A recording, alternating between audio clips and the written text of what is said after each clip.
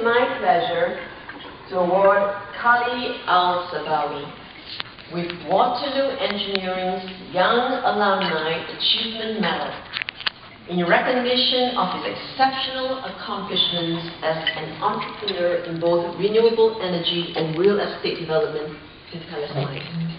And you can find him on the Forbes for this month. And he looks just like that. So, congratulations, Khaled. I now invite you to say a few words.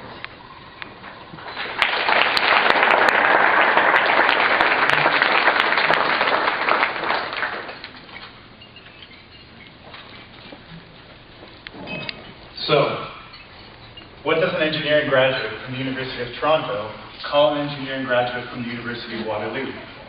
Boss.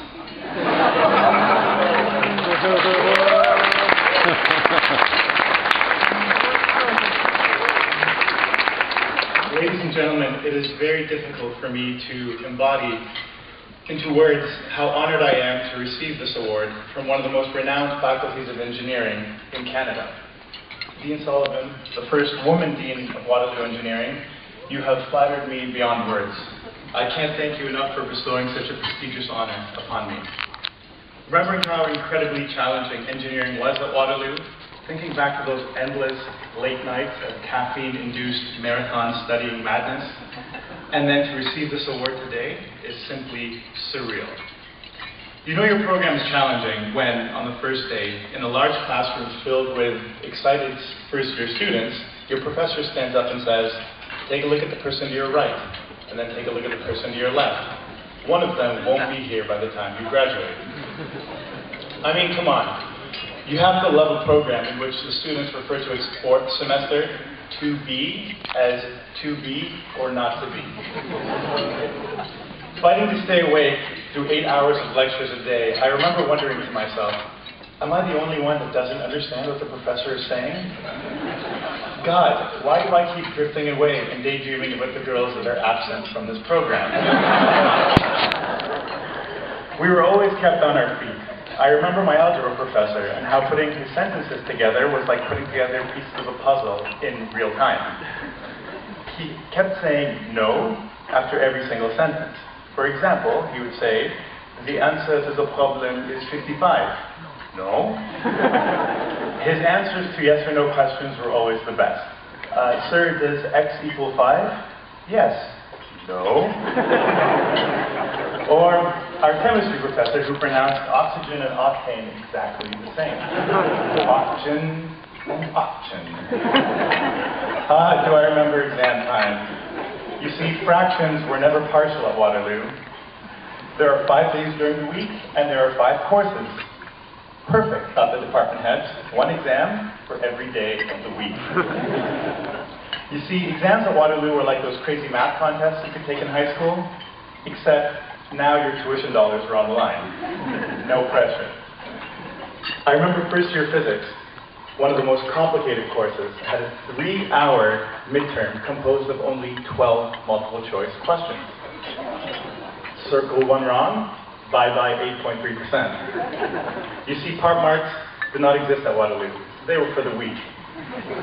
On that exam, I got a whooping 6 out of 12. The comment that came along from my professor said, "What happened?" I wish I knew. Oh, and a microprocessors exam was also multiple choice, but this time grading included minus marks for shortcutting the wrong answer. I nearly fainted when I discovered my mark in that exam was 47%. I nearly fainted again when I discovered the class average was 40%. God bless the bell curve. What I didn't know back then was that Waterloo was preparing me for far greater challenges yet to come. Was it not for Waterloo Engineering, and especially its renowned co-op program, which gave me 2 years of work experience in 5 different industries, I would not have been ready to start a business right after graduation. Everything seemed easy after Waterloo Engineering. Seriously, have you ever tried to integrate a 3-dimensional parabola? Wait, isn't parabola that virus that's going around in the world today? Was it not for the problem-solving skills I learned here at Waterloo, I would not have been able to navigate the chaotic waters of starting 2 businesses in the occupied Palestinian territories and the Middle East, each designed to tackle a social or economic problem while simultaneously meeting a market demand. A failure to solve a problem usually comes hand in hand with a failure of the imagination. I faced enormous skepticism when I thought of solving the problem of rising energy prices or energy efficiency in Palestine and Jordan by employing geothermal technology and using local materials, or when I thought of expanding property rights in the West Bank and allowing Palestinians the ability to purchase affordable land online. In addition to the obstacles that any entrepreneur faces, I faced extraordinary obstacles that seemed insurmountable. The Israeli government denied me entry and access to my businesses simply because of my racial background. The Palestinian Authority literally fought to stop my businesses because they were helping Palestinians rather than bribing their corrupt officials. I faced unequal competition driven by a massive international donor aid industry. All this while meeting the requirements of making a return on investment and making shareholders happy. During the darkest of times, when pressures seemed so unbearable, the only way to overcome the obstacles from without was to undergo a paradigm shift from within. Most obstacles are fact and can't be changed, yet how we approach them can. That is a choice. By removing all pressure and enjoying the journey rather than worrying about the goal, are we able to find true success. Receiving the Young Alumni Achievement Medal from the University of Waterloo's Faculty of Engineering means so much to me. For one, it affirms that I'm still young.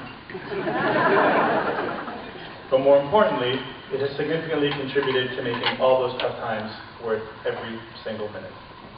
I would like to thank my mother and father, who sacrificed so much so my siblings and I could grow up in Canada.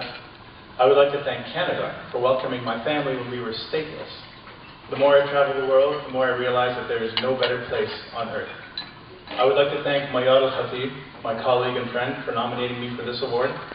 And finally, I would like to thank Mr. Grant McCumber, my high school vice principal, who's sitting right over there, who, when Waterloo's computer engineering program initially rejected my application, he called the administration and said, "You are making a big mistake."